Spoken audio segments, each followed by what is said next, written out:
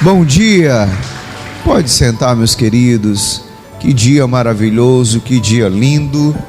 E hoje chegamos nesse último domingo desse primeiro semestre que está terminando, e eu creio que Deus vai falar muito ao seu coração. Amém? Irmãos, chegamos mais um domingo da unção do Espírito. Já se passaram quanto tempo de 2025? 6 meses. E nesses 6 meses, no início do ano, quem estava aqui na virada do ano, a gente determinou que seria um ano de acender o que, irmãos? Uma luz. E aí chegou um momento que a gente precisa fazer o que, pastor?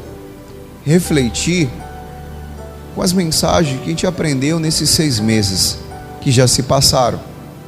Em janeiro nós aprendemos, principalmente nos 12 dias que teve culto aqui na igreja, em seguida, sobre o que, pastor? Primícias para Deus. No fevereiro a gente aprendeu sobre céus abertos. Em março, vitória. Em abril, memorial de Deus. E em maio, jornada feliz. E em junho, a gente está aprendendo sobre o que? Unção do Espírito. E até aqui, irmão, o Senhor tem nos ajudado. Sim ou não? Sim. E nós estamos vivendo nesse último domingo da unção do Espírito, algo especial para nossas vidas, para a nossa casa, para a nossa família, para a glória de quem? De Deus. Mas, no livro de 1 aos Coríntios 3,16, vamos lá, primeiro livro aos Coríntios 3,16, primeiro livro aos Coríntios 3,16, olha o que diz, e diz assim: e não sabeis vós que sois o templo de quem? De Deus. Pare bem aqui. Nós somos o templo de quem? De Deus. Mas Deus, Ele não quer habitar, meu querido, num templo sujo. Deus não leva em conta o tempo da ignorância. Muitas das vezes, o que nós fazemos no tempo da ignorância? Tem muita gente que no tempo da ignorância, que ele se risca, ele faz tatuagem, ele coloca pins, faz isso, faz aquilo. Mas tudo que você faz mal para o seu corpo, você está fazendo mal para o templo de quem? De Deus. Eita, pastor. Sim. Ontem a gente foi numa visita ali, eu, Davi, Diego. E aí há muito tempo esse irmãozinho ele não vinha na igreja. Muito tempo mesmo, praticamente já está uns 3 meses. E aí ontem a gente foi lá na casa deles. São 2 senhores. Eles aparecem aqui praticamente assim, de mês em mês. E aí eu descobri onde era a casa deles. Eu disse, vamos lá, vamos. A gente chegou lá. Aí a esposa dele estava falando, pastor, o meu marido, ele tem um problema de diabetes seríssimo. E acontece o quê? Que ele gosta de uma rapadura. Olha aí, misericórdia. Eu disse o quê? Ele gosta de uma rapadura. E aí, de vez em quando, ele dá uns perdidos. Quando ele chega com a rapadura. E aí, meu irmão, o que acontece? Ele tem um problema de saúde e que ele está fazendo mal para ele mesmo. Quer dizer o quê, pastor? É uma pessoa que ele sabe o que ele tem consciência do que tem, e ele destrói o próprio templo. Por quê? Porque ele fica comendo escondido. Ela diz, pastor, eu até pego, jogo fora, guardo, mas não tem jeito. E eu falo para esse cabeção, para ele não comer rapadura, se ele quer viver bastante. Sabe quantos anos ele tem? 76. Já é um senhor. Mas ele tem um vício de comer o que, irmãos? A rapadura. É a mesma coisa, né, pastor? Sim, ele está destruindo o templo. Aí eu falei para ele, olha, o senhor tem que fazer uma caminhada, o senhor tem que fazer a alimentação direitinho, você quer viver bastante. Aí ele falou, mas pastor, minha mãe já tem 101 anos, aí para você ver. Então ela se cuida. A gente precisa se cuidar, irmão. Muitas das vezes nós somos imprudentes com nós mesmos. Sabe quando que o ser humano ele procura o hospital? Quando ele está o quê? Doente. E infelizmente, isso é a pior coisa que você faz. Porque você poderia evitar muitas coisas se você procurasse um médico em 3 em 3 meses, em 4 em 4 meses, no mínimo 6 em 6 meses. Por quê, pastor? Porque você só vai ao médico quando você está o quê? Doente. Quando você procura, meu irmão, e vê algo que, aí eu vou me derramar aos pés do Senhor. Você é o templo do Espírito Santo, irmão. Assim como você cuida bem da sua casa, você tem que cuidar do seu corpo. Pastor, estou errado ir para a academia? Não é errado. Pastor, é errado, pastor, fazer uma caminhada? Não é errado, irmão. Errado é você abusar das coisas e acabar destruindo você mesmo. Tem gente que era para viver 100, 80 anos, mas ela está vivendo 40. Mas por quê? Sabe o que é, pastor? É porque eu não estou me cuidando, meu irmão. Vou te dizer uma coisa bem aqui para você entender. Você só vai colher aquilo que você plantou depois. Não é agora. Enquanto a gente é jovem, a gente fazia coisas, mas depois, meu irmão, você não consegue mais fazer. Não consegue mais fazer. Eu digo para você, meu irmão, quando eu era jovem, eu fazia muita coisa. E tem muitas coisas que hoje eu não faço mais. Mas pastor, por quê? O corpo ele vai ficando o quê? Amortecido. E o que acontece? Se o corpo é templo do Espírito Santo, cuide. Então eu vou cuidar como? Olha o que diz mais. Capítulo 1 Coríntios 3,16, e diz: não sabeis vós que sois o templo de Deus, e que o Espírito de Deus habita em quem? Em vós. Mas pastor, eu vou ficar firme. Fique firme. Deixa Deus agir sobre a sua vida. Deixa Deus, meu irmão, fazer e habitar dentro de você. Por quê? Em 1 Coríntios capítulo 1 agora, no versículo 7, 1 Coríntios 1:5, capítulo 1, versículo 5 diz: porque em tudo fostes enriquecidos. Em tudo, irmão. Você é enriquecido em tudo. Em tudo. Deus, ele é perfeito. Perfeito.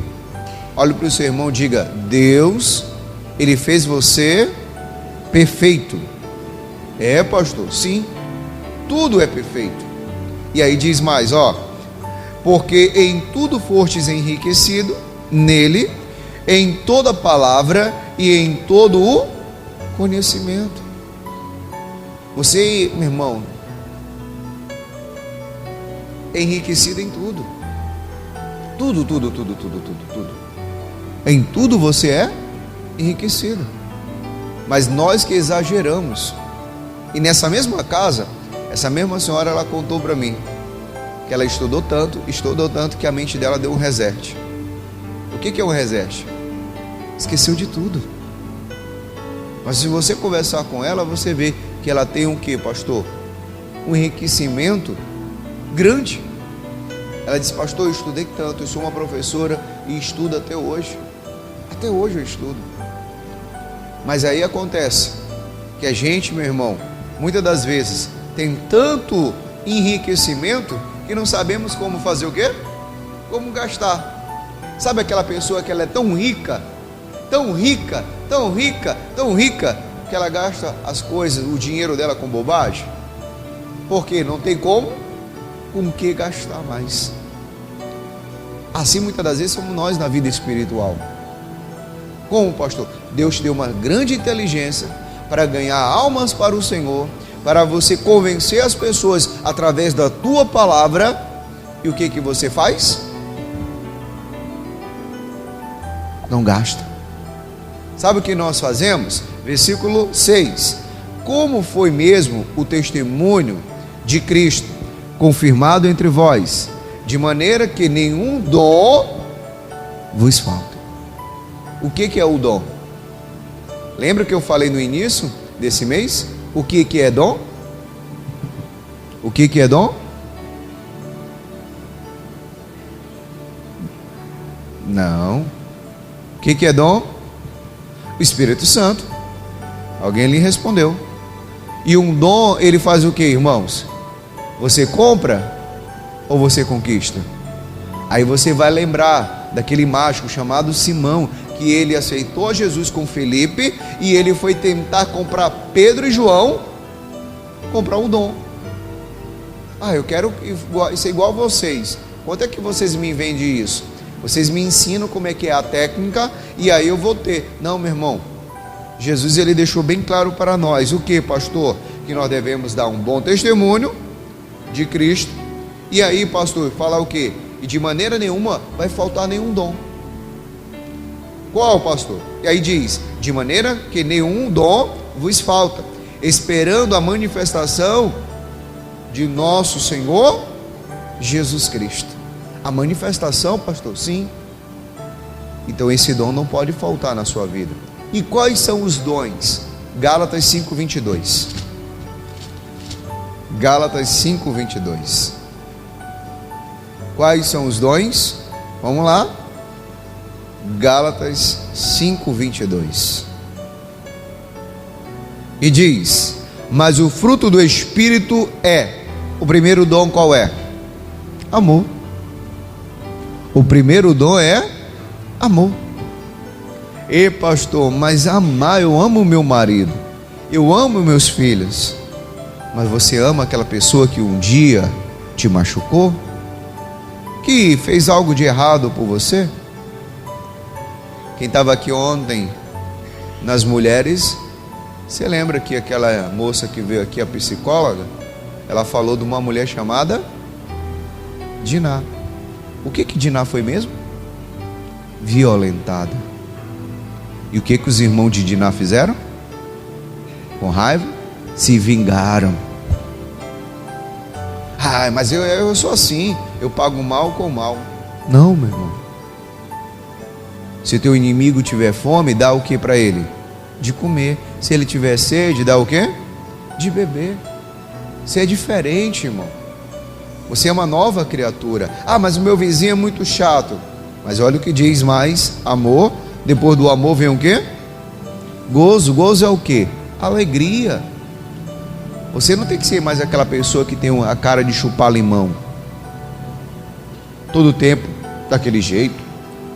Depois da alegria vem o quê? Paz.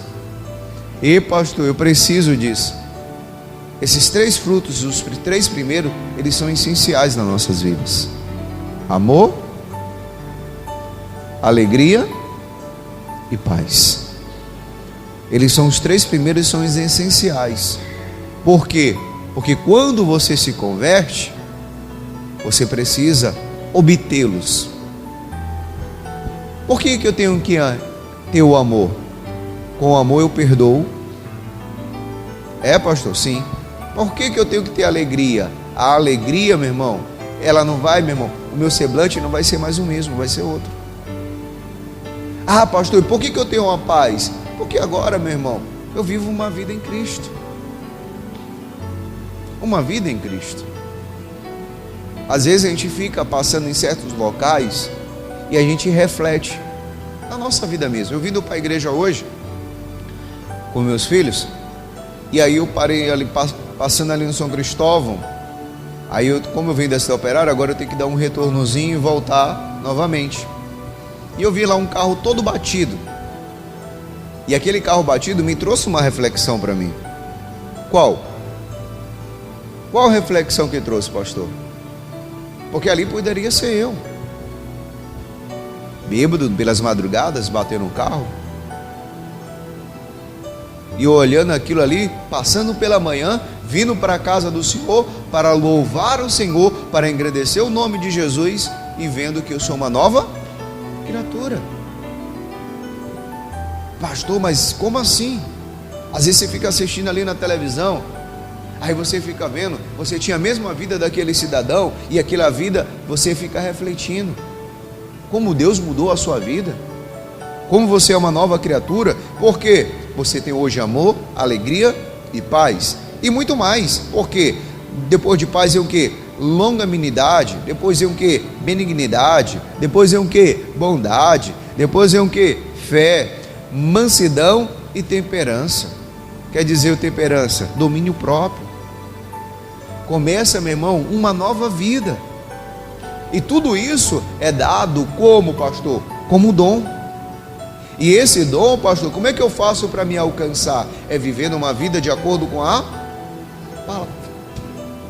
Porque o versículo 23 diz: contra estas coisas não há o quê? Lei. Não vai haver lei. Sabe por quê? Porque é isso que você tem que querer obter todos os dias. Pastor, mas me tiraram do sério. Cuidado, irmão, porque é o que Deus ele te quer. Uma vida nova, transformada através de Cristo Jesus. Aí eu vou te mostrar a vida de um homem. Atos dos Apóstolos, capítulo 3. Vamos ler o Atos dos Apóstolos, capítulo 9, versículo 1. 9 primeiro. Vamos falar de um homem chamado Saulo. Olha o que acontece com esse homem. Esse é o exemplo de hoje.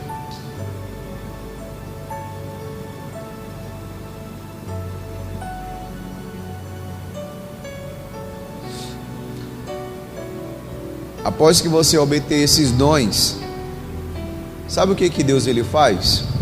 Coloca bem aqui na televisão rapidinho, 1 Coríntios 14, 5. Após você obter os dons dos frutos do Espírito, olha o que Deus faz. Só a parte A é o que eu quero que todos vós faleis em quê? Em línguas o quê? Estranhas. Pastor, eu nunca consegui. Você tem que obter o que, irmãos? Os dons. Revisa. A Bíblia deixa bem claro em 1 Coríntios 11, 28, o que? Examinai o homem a si mesmo. Veja como está a sua vida diante de Deus. Nunca consegui, pastor. Olha, ele diz: eu quero que todos vós falem línguas estranhas. Aí eu te pergunto, o Saulo, que depois se tornou o apóstolo Paulo, aos olhos dos apóstolos, ele tinha condição de ser um homem de Deus? Sim ou não? Sim ou não? Não. Por quê? O Saulo era um perseguidor. O Saulo, ele era um homem que não tinha nem condição nenhuma aos olhos deles. Por quê, pastor? A Bíblia não diz que Deus pega as coisas loucas para confundir o quê? As sábias. E o Saulo, ele, meu irmão, era terrível, porque a Bíblia diz assim, ó: e Saulo, respirando ainda ameaça e mortes contra os discípulos do Senhor, dirigiu-se ao sumo sacerdote para fazer o quê? E pediu-lhe cartas para Damasco, para as sinagogas, a fim de que, se encontrasse alguns daquela seita, quer homens e quer mulheres, os conduzisse preso para onde? Para Jerusalém. Conduze preso. Ele queria colocar todos os apóstolos aonde? De trás da cela. O que Paulo tratava os apóstolos como o quê? Como um bandido. Mas ele nunca imaginava que aquilo ali ia se virar contra ele. Por quê? E a Bíblia diz assim, ó, agora preste atenção: e indo no caminho, aconteceu que, chegando perto de Damasco, subitamente o cercou com um resplendor de luz, da onde? Do céu. E aí diz assim: e caindo em terra, ouviu uma voz que lhe dizia: Saulo, Saulo, por que me persegues? Ele ouviu uma voz, mas Saulo não ia sozinho. Mas quem ouviu aquela voz foi quem? O Saulo. E aí no versículo 5 diz: e ele disse: quem és, Senhor? E disse o Senhor: eu sou Jesus, a quem tu persegues. É recalcitrar contra o que? Os grilhões. Quer dizer o que? Se você demorar muito, vai ser pior. Tem gente que está aí, ó, meu irmão, com o coração como? de pedra. Mas Saulo não demora. E a Bíblia diz que ele ficou o quê? E ele tremendo e atônito. Quer dizer o quê, pastor? Ele começou a se tremer e ficou pasmo. Como é que pode? Jesus, aquele que eu persigo, ele está falando comigo. E aí ele fala assim: Senhor, que queres que faça? E disse-lhe o Senhor: levanta-te e entra na cidade, e lá será dito o que te convém fazer. E aí a Bíblia diz assim: e os varões que iam com ele pararam espantados, ouvindo a voz, mas não vendo ninguém. Os varões ficaram. Mas Jesus estava falando diretamente com quem? Com Paulo, que era o Saulo. Falando diretamente com ele, sim. Por quê, pastor? Sabe o que Deus queria fazer? Habitar naquele templo. O que Jesus queria fazer? Habitar naquele templo. E aquele templo, ele precisava fazer o quê? Ser limpo. Aquele templo, ele precisava ser limpo. E como é que eu faço uma limpeza num templo sujo? Deixando as coisas velhas para trás. A Bíblia deixa bem claro em 2 Coríntios 5,17 o quê? Que as coisas velhas já tem que ficar para trás e tudo tem que se fazer novo. Por que, pastor, que tudo tem que se fazer novo? Porque você é uma nova criatura. E se eu sou uma nova criatura, então, meu irmão, eu tenho que viver as coisas novas. E o Paulo, naquele momento, ele ficou cego de uma maneira, meu irmão, que ele não conseguia ver nada. E aí ele pediu para conduzir ele até onde? Vamos lá, versículo 8. E Saulo levantou-se da terra e, abrindo os olhos, não via ninguém. E, guiado pela mão, conduziram até onde? A Damasco. Levaram ele até onde? Até Damasco. Conduziram ele até Damasco. Acontece o quê? E esteve 3 dias sem ver, e não comeu e nem bebeu. Ali estava acontecendo o quê, pastor? Uma limpeza. Tudo aquilo, 3 dias. Não comeu, não bebeu, limpando.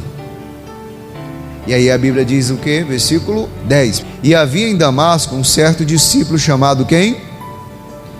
O Ananias era um discípulo. E um discípulo, ele vive aonde? Na palavra. E disse-lhe o Senhor em visão: Ananias. E ele respondeu: eis-me aqui, Senhor. E disse-lhe o Senhor: levanta-te e vai à rua chamada direita, e pergunta na casa de Judas por um homem de Tarso chamado Saulo, pois eis que ele está o quê? Orando. Em 3 dias o Paulo entrou em uma consagração. Em 3 dias o Saulo entrou numa vida com Deus.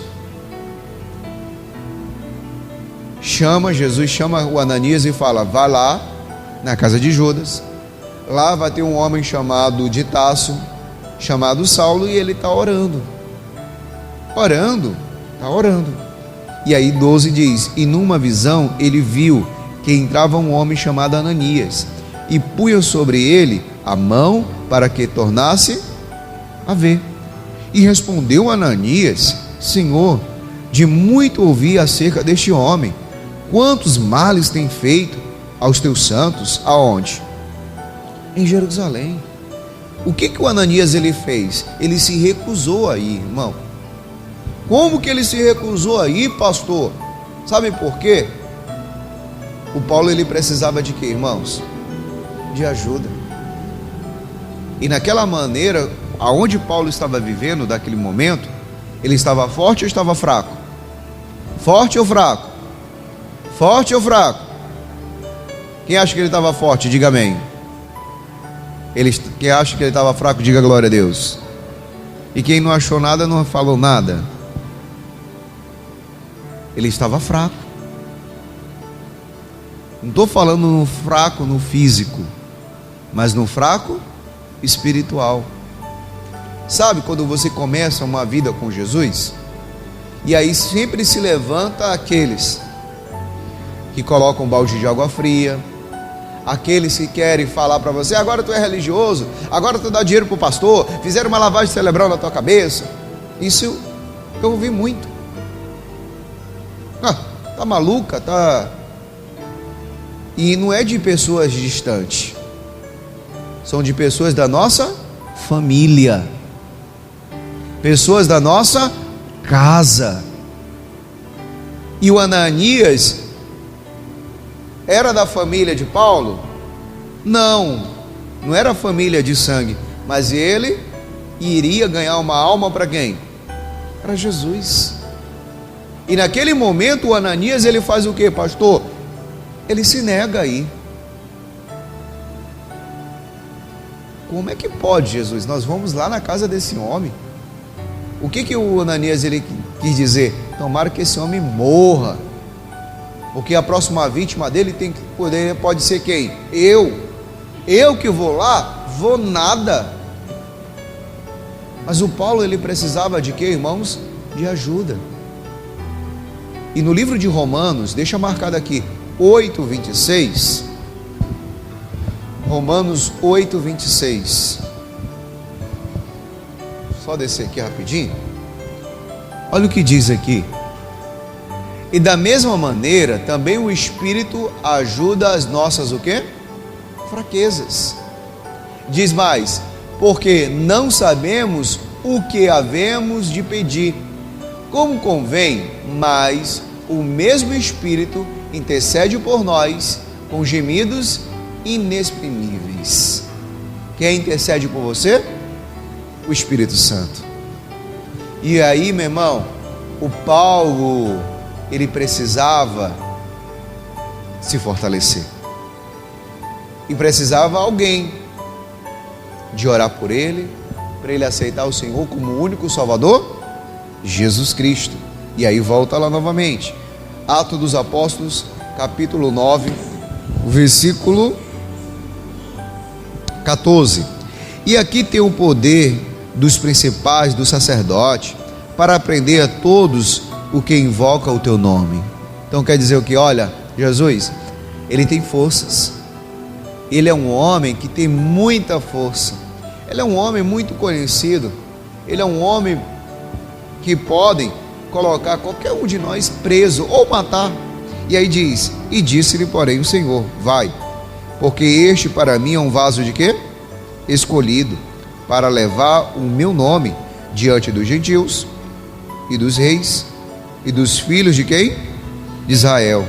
E eu lhe mostrarei quanto deve padecer pelo meu nome. Te pergunto, será que o Ananias ele passou o que o Paulo passou? Não. Paulo passou um monte de coisa, irmão. Muita coisa mesmo. Imagina só um homem confiando em Deus, picado por uma serpente, depois de um náufrago, e tudo dizia: morre, morre, morre. E não acontece nada. E por aquelas mesmas mãos que ele foi picado pela serpente, ele cura uma pessoa até com diarreia, que era o pai de Públio, para você ver, na ilha de Malta. E esse homem era quem, pastor? Quem era ele? Era o Saulo. E a Bíblia deixa bem claro que Jesus diz: ele vai padecer muito, não sabe o quanto, pelo meu nome. Porque ele vai chegar em lugares que o Ananias não chegou. Tem lugares, meu irmão, que a gente não pode chegar. Estava sexta-feira na sede, quem foi na vigília viu. Tem lugares aí no mundo que a gente não chega. Não chega pregando o quê? O Evangelho, a palavra. Mas quem é patrocinador sabe que você está chegando lá de uma forma, não diretamente, mas indiretamente. E eu não sabia, irmão, que para pagar um tradutor para traduzir para a língua a outra língua, por exemplo, para o inglês, qual é a língua que fala na Índia? Alguém sabe aqui? Será que é indiano? Eu não sei. É, irmão, indiano? Você sabia que para pregar o evangelho lá na Índia, em muitos lugares o evangelho ele não é aceito? E para pagar um tradutor, sabe quanto é que é? Diga aí. 30 mil. É barato? Tá, é barato, né, irmão? Para você ver.